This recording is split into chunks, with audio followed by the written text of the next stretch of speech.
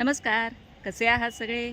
स्वागत आहे सर्वांचं अस्मी या मराठी ब्लॉग्सच्या अशा यूट्यूब चॅनलमध्ये, ज्या चॅनलमध्ये एकाच प्लॅटफॉर्मवर तुम्हाला खूप विविधता असणारे विषय पाहायला मिळत आहेत. तर आजचा हा विषय आहे तो राजाभाऊ शिरगुपे यांच्या स्मृतिदिनानिमित्त लहान मुलांसाठी काही वैशिष्ट्यपूर्ण स्पर्धा अशी आयोजित केली होती. काही कविता दिल्या होत्या, त्याच्याहून चित्र काढायचं होतं किंवा चित्र दिली होती, त्यावरून कविता निर्माण करायची होती. राजाभाऊ शिरगुपे यांच्या स्मृतींना उजाळा देण्यासाठीच्या कार्यक्रमाची ही क्षणचित्र मी तुमच्यापर्यंत पोचवायचा प्रयत्न करते. बघूया.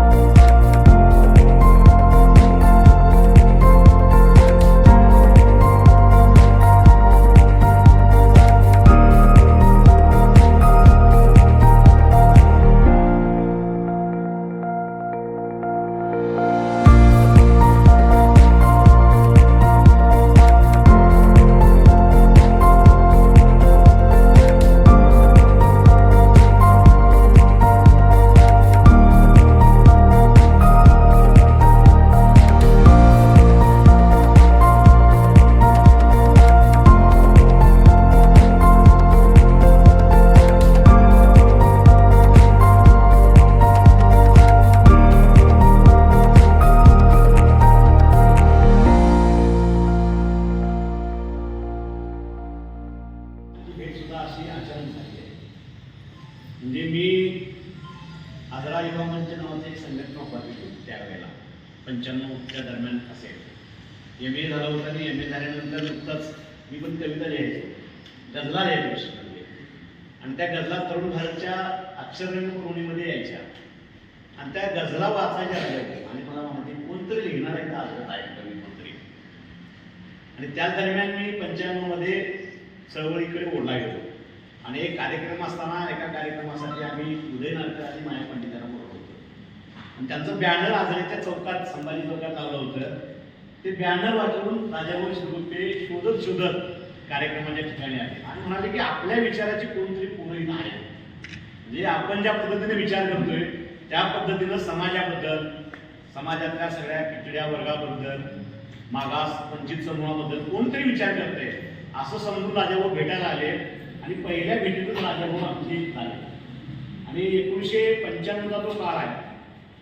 मला आठवते की राजाभाऊ भेटले आणि राजाभाऊंच्याने आमच्या सतत चर्चा सुरू झाल्या.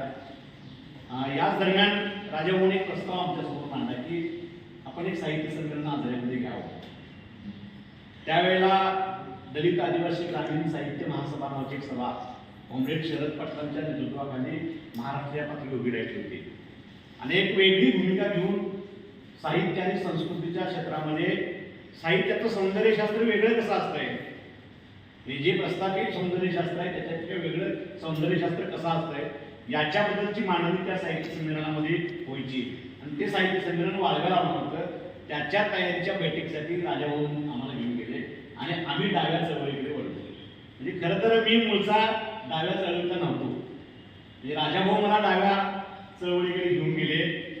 तसा मी मॅडम तुम्हाला सांगतो अखिल भारतीय विद्यार्थी परिषदेमध्ये काही काळ काम केलं. कलांच्यावर आणि कलांच्यावर प्रेम केल्यावर किती प्रेम करायचं.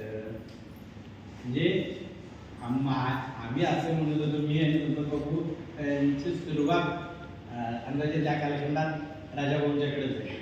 म्हणजे कफान नावाची एक राजाभाऊने आपल्या राजाला बसवलेली होती आणि कफानचा नायक संपत बाबू. कसे योगायोग असतात बघा.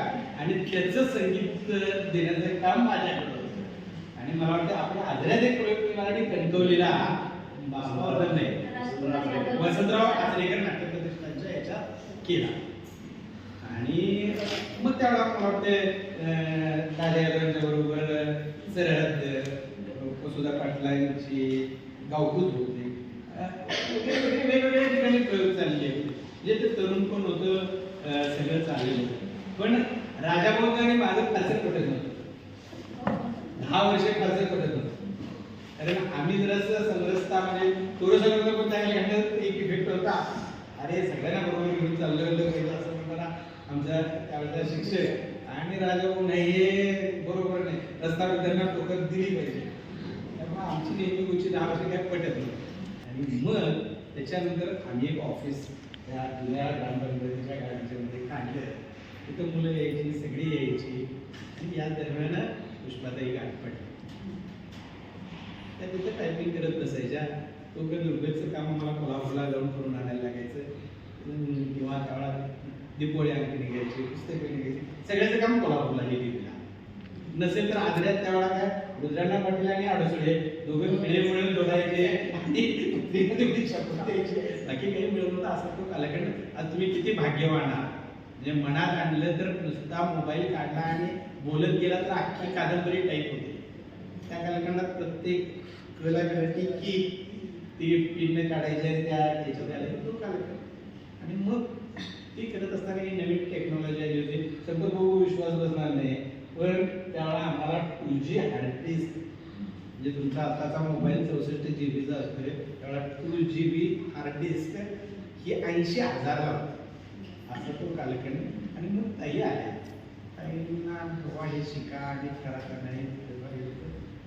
आणि माझं ऑफिस माझं कधी राहिलं नाही हे मला समजलं पण नाही. कारण 24 तास तिथं माझ्या पुढचे दाढीवाले राजाभाऊ बसले त्यांच्याबरोबर कोणतरी तिथल्या हाडणाफडकी आहेत किंवा तुझ्यासारखी दोन पोरं आहेत त्या आहेत. मला बसायलाच जागा नाही. आणि माझ्या ऑफिसमध्ये मलाच बसायला जागा नाही. मला फक्त इंग्रजी साहित्यात गुरुसर आणि दोघंच क्रॉस करू शकतो. मला काय राजाभाऊंचं नाव नाही, पण राजाभाऊ जेव्हा मला सांगितलं यादी सांगितली आम्हाला सुद्धा विश्वास बसला नाही. मग त्यांच्याकडनं त्यांनी ती डॉक्टर डुलीचं पहिलं रूपांतरण एक होता त्याची सगळा प्राणी. त्याच्यानंतर मग माझ्याकडनं दुसऱ्या बाबतीचा सोफिया गांधी नावाचा शोध हे पुस्तक आलं. मुलांच्यासाठी बसराची ग्रंथपाल म्हणून पृथ्वीराज कौर आणि यांच्या टिप्पणीतून एक सुंदर नाटिका आली, अनेक कथा आल्या. तर म्हणजे मला ते प्रकाशित करायचं आहे. पण बेनहूर ही गोष्ट किंवा पिक्चर तुम्ही मुद्दाम लहान मुलांनी किती भव्य चित्रपट काढता येतो त्याचं ते उत्तम उदाहरण आहे. आणि त्याचा नायक खरं म्हणजे येशू ख्रिस्त आहे. पण तो कुठेही चित्रपट ग्रीक संस्कृती तत्कालीन वातावरण येशू ख्रिस्तचा मात्र पूर्ण प्रभाव पहिला एक घेतलेला तो सुंदरसा निळ्या रंगातला आकाश असल्या चांदण्या हे खरोखर बघण्याजोगं आहे. हे ह्या तुमच्या टेक्नॉलॉजीवर नाही, ते 70 mm पडद्यावरच बघितलं पाहिजे किंवा मुद्दा. आणि मग राजाभाऊंनी पोरांना असली महाकाव्य दाखवली पाहिजे म्हणून तेही माझ्याकडे आलं आहे. अशा अनेक पुस्तकं लिहिली आणि राजाभाऊ मुलांच्या म्हणून मी पहिल्या स्मृतीदिन त्यांना श्रद्धांजली अर्पण म्हणजे काय करायचं त्यांची पुस्तकं पाहिजे. आणि मग आता तुमच्या समोर ज्या आवडीचं पूजन केलं न पेटलेली दिली ती मार्केटमध्ये 150 रुपयाला आहे, पण आता मात्र 10 रुपयाला आजही मुलांच्यासाठी. त्याचं कारण ते त्या माणसानं निदांत मुलांच्यावर आणि मुलींच्यावर म्हणजे मला वाटतं लेखी म्हटलं ते राजाभाऊला म्हणायचं तुमच्या लेखींची यादी काढली का तर त्या श्रीकृष्णाच्या बायकांच्या पेक्षा जास्त आम्हाला एकदा सांगा. अरे तुला नाही त्याची ताकद करायची, तू व्यवहारिक माणूस म्हणायचे. आणि खरंच होतं ते म्हणजे आमचं जुळलं एकदा जुळलं की आयुष्यभर राजाभाऊ नाही जिथं जाईल तिथं राहायचं. आणि मुलांच्यात ते एवढे चांगले रोल म्हणायचे. त्यांच्याबरोबर केलेल्या राज्यस्तरीय मला देवाड्याचं झालं आदर्श दिवस आदर्याचं झालं, तुमच्या पंडित दीनदयाळवर झालं, हे सगळे साहित्य संमेलन त्यांच्या वतीनं घेतले. मग आदल्यातल्या सगळ्या तमाम त्या त्यावेळेला साहित्यकारांनी सांगितली, नंतर 3 वेळा राज्यस्तरीय साहित्य संमेलनं गेल्या की आम्हालाही शक्य झालं. अशा राज्यावर मी मुलांच्यासाठी लिहिलेली कविता आज तुम्ही चित्रात आहे. तिथं जी चित्र आहेत ना ती त्यांची एक कविता आहे, ती ऐकली आणि तिथं ज्या कविता मांडली, ज्या त्या चित्रावर याचं मूळ जी कथा आहे ना, कविता आहे ना, ती स्वतः राजाभाऊने लिहिली. तिचं नातं जन्मापलीकडचं जे काय असतं ते नातं म्हणजे आजचं मला सांगायचं आहे. 2004 साली माझ्या घरी काही आर्थिक सोर्स नव्हता. राजाभाऊंच्याकडे काही रिकाम द्यायचं, दिवसभर बसायचे. दोघांनाही चहाची प्रचंड आवड. त्या दोघांच्याकडे पैसे नसायचे. 2 रुपयाला चहा अन्नापैकी हॉटेलमध्ये असायचा आणि 2 रुपयाच्या चहा 1-1 रुपये आम्ही दोघांना त्याच्यातून काढायचं. पाठोपाठीमध्ये आम्ही चहा घ्यायचो. शनिवार रविवार विभूती सरांचे बॉस असायचे दोघांचे, त्यांच्याकडे पैसा असायचा. ते असले की आम्हाला मिळणार काय, भजीची पार्टी आणि फुल्ल चहा घ्यायचा. त्यांना पाठवायचे. कधी कधी बऱ्याचदा ते लेख परत यायचे. कधीतरी त्या एवढं तास वेळ खर्ची करून घातलेल्या लेखाला एक वेळेला त्याचं मानधन 50 रुपये यायचं. मी म्हणायचं कसं व्हायचं पाहिजे, म्हणजे काय हे 50 रुपयाचं मानधन, म्हणजे आपण कसं हे सगळं.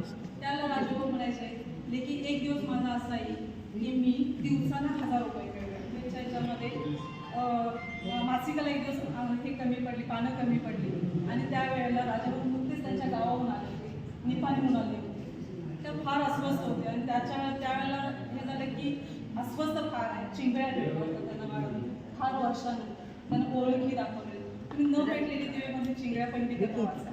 आणि राजाभाऊ फार अस्वस्थ होते. आल्यानंतर तयार चहा घेतला आणि त्या अगदी त्याच वेळेला अंकासाठी मासिक रुपयासाठी 2-3 पानं कमी पडत होती. मग म्हटलं तुम्हाला एवढं वाटायला नव्हतं मी काय. मग म्हणाले नाही मला आज खायचीच आहे ते, त्याशिवाय मी ती कमावला. आणि ती चिंगड्या कथा घ्यायला घेतली राजाभाऊ. म्हणजे अगदी समोर असून ते इतर वेळेला त्यांना लेखाने मग पाठला करायला लागायचा. त्यावेळेला मात्र एका बैठकीत त्यांनी चिंगड्या दिला आणि माझ्यासमोर दिला. हे बघ म्हटलं बाथरूम बघा म्हटलं. मी वाचल्यानं म्हटलं इतकं जड का म्हणून लिहित आहे, एवढं सुंदर लिहिते का, इतकं हलकं हे का लिहितंय म्हटलं आमच्या मासिकासाठी. आणि मग तिथून पुढं सुरुवात झाली ती न भेटले दिवेची प्रत्येक लेख मला. मग झालं अशी 2-3 महिने गेले. 2-3 महिने गेल्यानंतर म्हणायला लागले की हे साधना मासिकाला पाठवून देऊन बघूया. साधना मासिकाला म्हणाले पुरुष एक संपादक आहे, नवीन दाखवतो ऐकायचं काय. तर आता नवीनच पोरगा आले जे विनोद शिरसाट, ते पोरगं ऐकेल आणि ते घेईल कदाचित म्हणाले, मी पाठवून देऊन. इतके वेळा नकार आलाय ना, परत म्हटलं द्या ना पाठवून बघूया. म्हटलं घेतले तर घेतले, नाही तर मला ही कल्पना कशी वाटली. कुठल्याही माणसाच्या आठवणी जपण्याचा किंवा त्यांना उजाळा देण्याचा याच्याहून चांगला मार्ग असू शकत नाही कदाचित. तर आजचा भाग तुम्हाला कसा वाटला ते मला नक्की कमेंट करून कळवा. आणि परत एकदा माझं चॅनल जर तुम्हाला आवडत असेल तर लाईक करा, कमेंट करा, शेअर करा आणि सबस्क्राईब करा.